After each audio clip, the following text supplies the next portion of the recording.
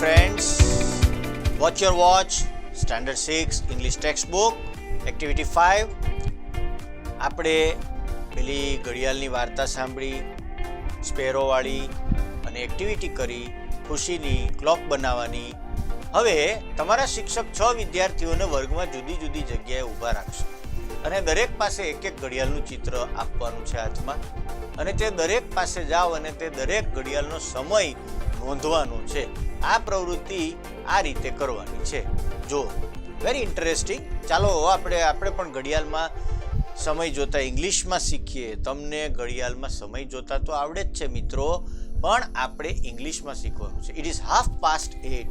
8:30 એટલે 8:30. And this is 4:45.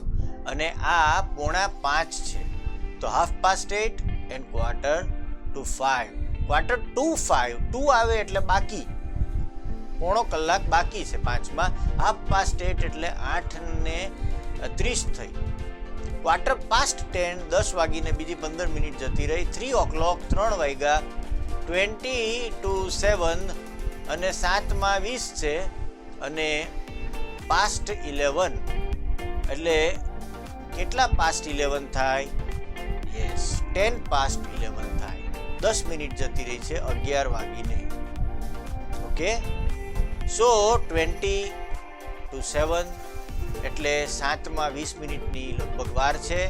આ રીતે તમારે તમારી ઘડિયાળમાં ફરીથી શિક્ષકે ઊભા રાખેલા વિદ્યાર્થીઓ પાસે જવાનું, અને વિદ્યાર્થી તેમની પાસેના સમયમાં લખેલી ચિઠ્ઠી તેમને વાંચવા આપશે, અને અથવા તો તમારા કાનમાં સમય કહેશે, ને તે સમય મુજબનો ઘડિયાળો વર્ગના બીજા મિત્રો સાથે સરખાવવાની છે.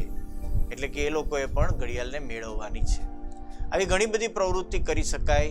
કાંઈ ન કરો તો સાદામાં સાદી પ્રવૃત્તિ, તમારા ઘરની મોટી ઘડિયાળ ઉતારી લો, એમાંથી સેલ કાઢી નાખો, અને પછી તમે એના અલગ અલગ ટાઈમ ફેરવ્યા કરો અને ઘડિયાળને જોયા કરો, અને ટાઈમ એના ઇંગ્લિશમાં બોલતા શીખો અને નોંધો.